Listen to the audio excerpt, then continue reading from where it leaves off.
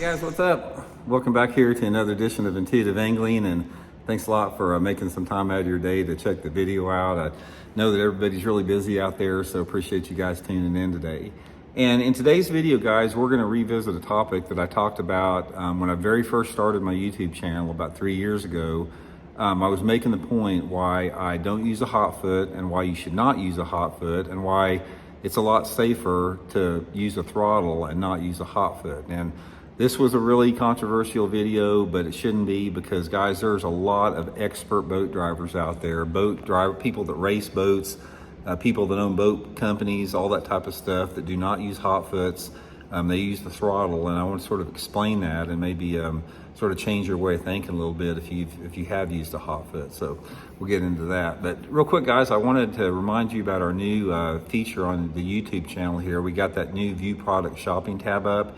And you guys may have known we had that last summer. YouTube changed it up and everything, and they got it now where we have a more limited amount of products. But I got 30 products every day that we put in there, different rods and reels and lures.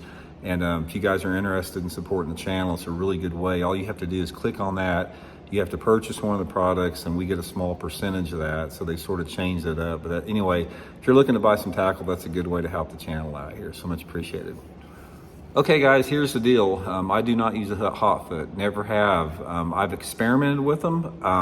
I've spent a lot of time in some of my friends' boats driving Hotfoots. I've been in boats that I've had to borrow with Hotfoots in them. I've tested them out in a lot of different conditions, and the more that I've tested them out, the more that I've used them, the more that I realize that my method of not using a Hotfoot is the best way to go. And I sort of want to explain what that is here.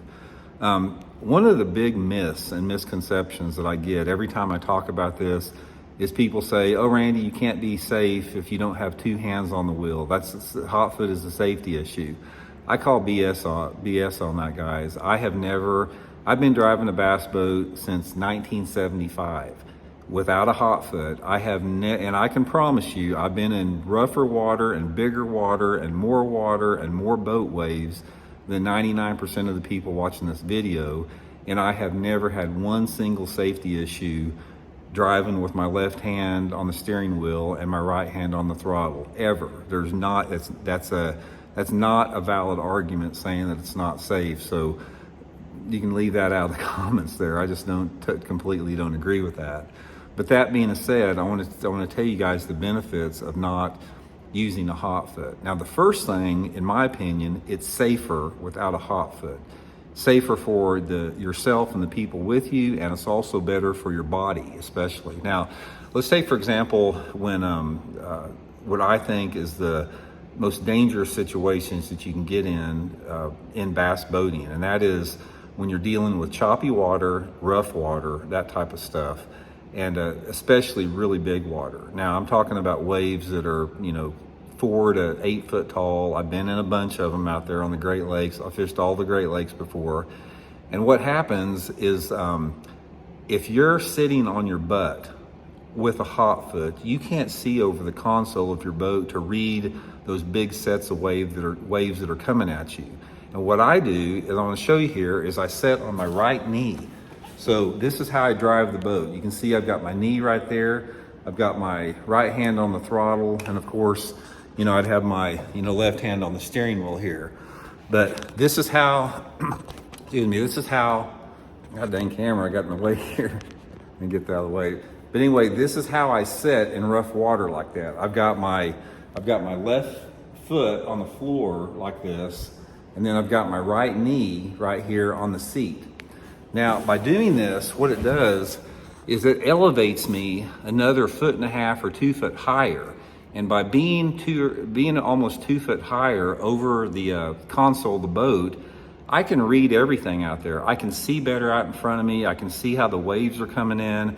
I can see how I need to attack the waves. I can see how big they are and how I need to tack against them. You simply can't do that sitting on your butt. And also, just as important with that is, guys, when you sit on your knee and you hit one of those big waves wrong, or the bottom of your boat sets down flat on the bottom of a wave, you can injure your back and your neck extremely easy. And if you're riding on that right knee, the knee and your left foot on the floor acts as a shock absorber, and it cushions the ride 100% better than if you're just sitting on your butt. Now, I'm 61 years old, guys, and I can promise you I've been in bigger water and more water than 99% of the people watching this video, like I said, and I don't have any back or neck problems. And all these guys out there, all these brass pros that have been doing it as long as I have, most of them are all hunched over and they've had back surgeries and neck surgeries because that is why, because they've had so many years of their boat landing flat on the water, with their butt in the seat, not, taking the impact with their knees like that. So this is one of the biggest things that you can do out there. It's one of the things I learned from Rick Clunn early on. He does the same thing with that. So from that standpoint, when you're talking about big water, it's just so much more, safe and easier on your body. Also, the next with that, guys, is I think that you can control the speed and acceleration and backing off of your boat better with the throttle than you can with a foot pedal. To me, there's always a hesitation in a foot pedal. Sometimes they're a little bit sticky. And another thing is they fail. It's another mechanical function. It's another moving part that can go wrong. You never know when something's going to come off of there or break when you're going down the lake 60 miles an hour. And I just feel like I have better control of the boat with my right hand on the throttle than I ever would with the Hotfoot. Also, Hotfoots will wear you out, man. If you guys have ever tried to make a long run with a Hotfoot and having to push down on that thing for 60 miles, your foot will almost go to sleep reading it. Now, one of the things I think about this is I think Hotfoots are sort of the same thing that like braid and fluorocarbon is. Braid to fluorocarbon on spinning rods. People, they use it because they have been taught that that's the way to do it. It's like a lot of people when they get into fishing, they assume that you have to have a Hotfoot in a boat. They assume you use braid to fluorocarbon. You guys, you don't have to buy into that. Don't be one of the sheep out there that falls into doing something just because other people do it out there. You have to experiment and you have to see what works best for you. And that's what I've done with this Hotfoot here. And like I said, I've talked to dudes that have owned boat companies. I've talked to professional racers. I've talked to some of the bass pros that I respect that are really good boat drivers and known as good boat drivers, and none of them like Hotfoots. And I have really worked hard to be a good boat driver. And if you talk to any co-angler that have ever fished with me, one of the things they're always going to tell you, I may not talk much when I'm fishing on a boat, but they feel safe in the boat with me because I put safety first. And this is one of the issues that I think is important, is having that safety of not using a Hotfoot. So anyways, try it. It'll not only save you money by not having to buy a Hotfoot, it's going to save you going to the getting surgery when you get older for back pain. It's going to save you going to the chiropractor. It's going to make your life a lot easier. Go to the throttle, learn to drive with your left hand, your right hand on the throttle, set on your knee, and it's just going to be a better all-around boating experience for you. So anyway, let me know what you guys think. We'll talk later.